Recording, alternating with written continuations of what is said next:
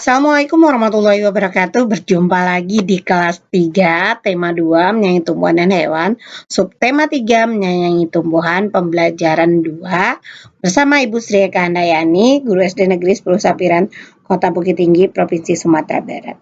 Anak-anak, sebelum kita mulai pembelajaran hari ini, marilah kita berdoa menurut agama dan kepercayaan masing-masing. Berdoa mulai.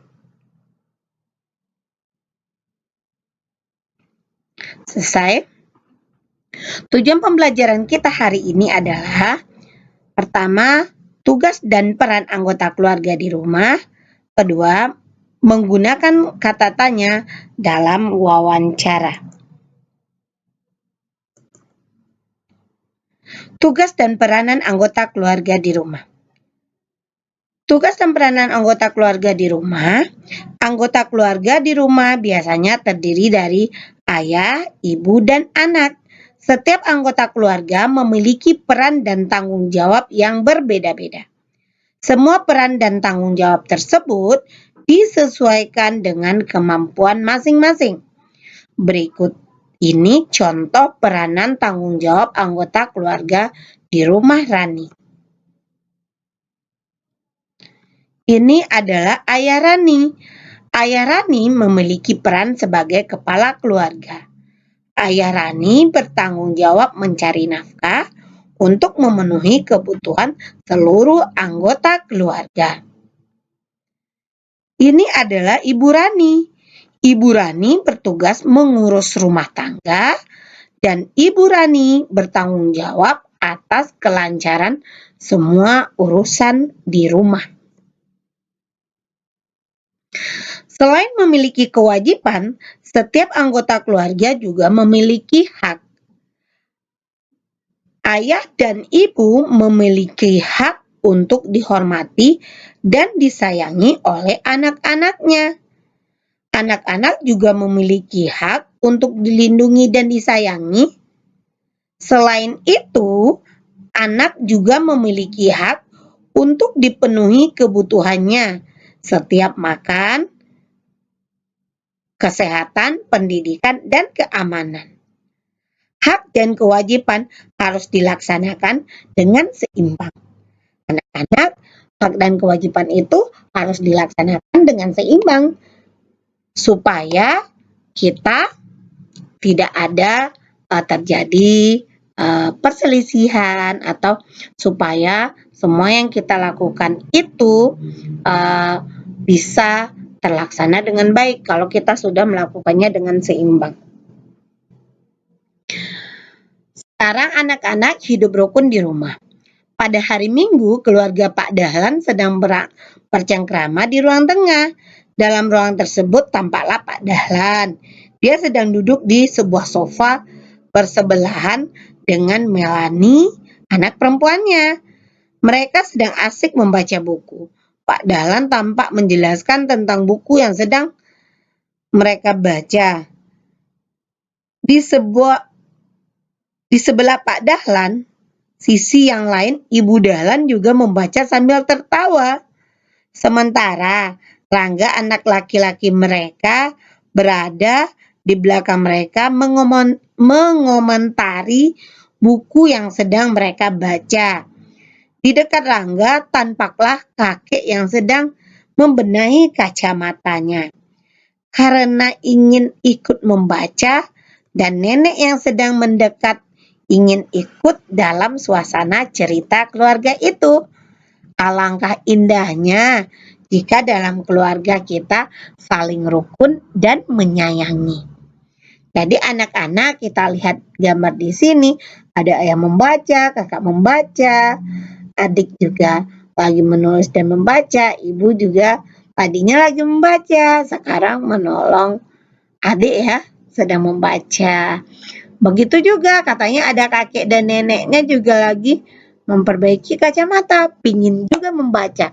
Jadi hidupnya rukun, tidak bertengkar, saling tolong menolong dan lain-lain. Lupa subscribe, like, share. Selanjutnya, menggunakan kata tanya dalam wawancara. Kemarin anak-anak sudah mempelajari tentang wawancara. Orang yang mewawancara disebut apa anak-anak? Pewawancara. Sedangkan orang yang diwawancarai disebut narasumber.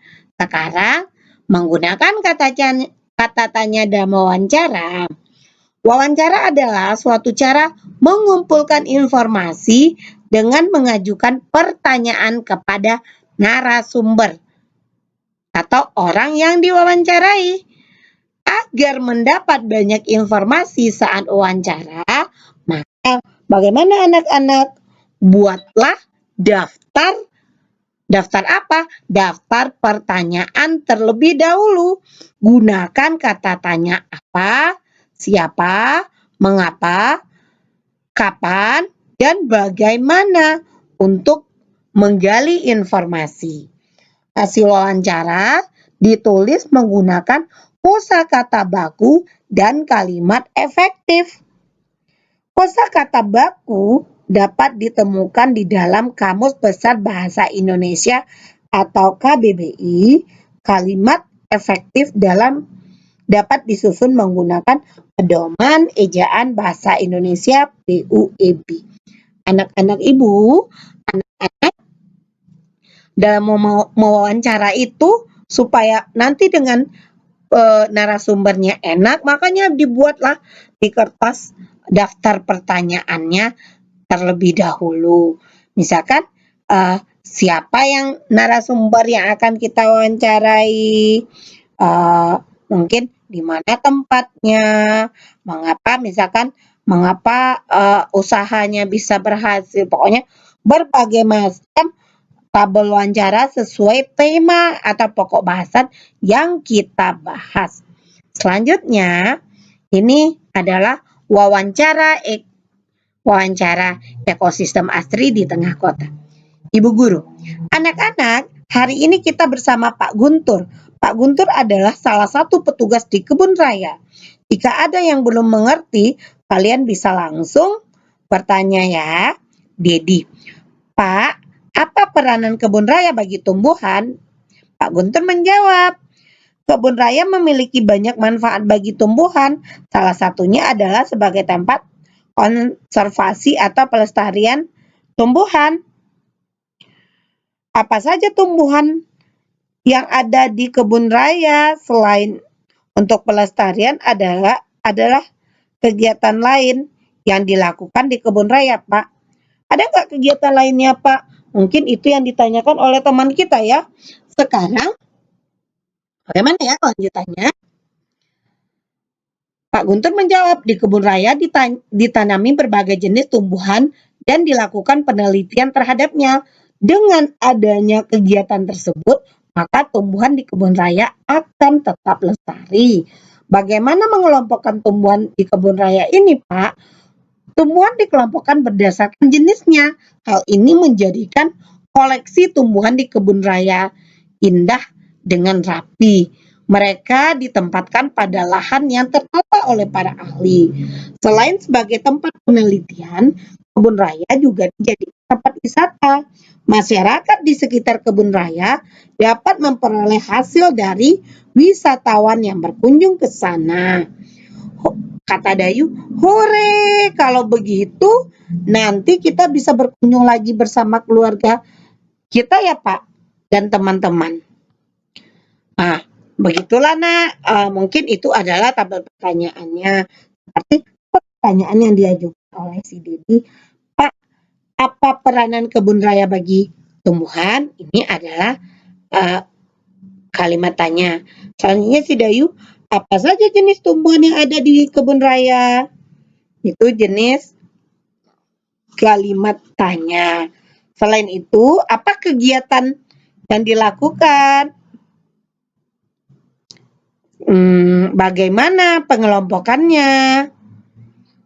Atau kalau begitu nanti kita bisa berkunjung ke sini dan teman-teman. Jadi anak-anak, kata tanya itu apa, siapa, di mana, mengapa, bagaimana. Jangan lupa kapan. Jangan lupa mengerjakan soal-soal latihannya ya. Sampai jumpa kembali besok bersama Ibu Sri Kandayani. Terima kasih. Ayo baca lagi bukunya. Walaupun pandemi tetap semangat belajar. Dan jangan lupa anak-anak ibu mengerjakan tugas-tugas yang diberikan, baik di link soal atau kertas yang ada atau yang dijemput oleh orang tua ke sekolah. Assalamualaikum warahmatullahi wabarakatuh. Jangan lupa subscribe, like, share.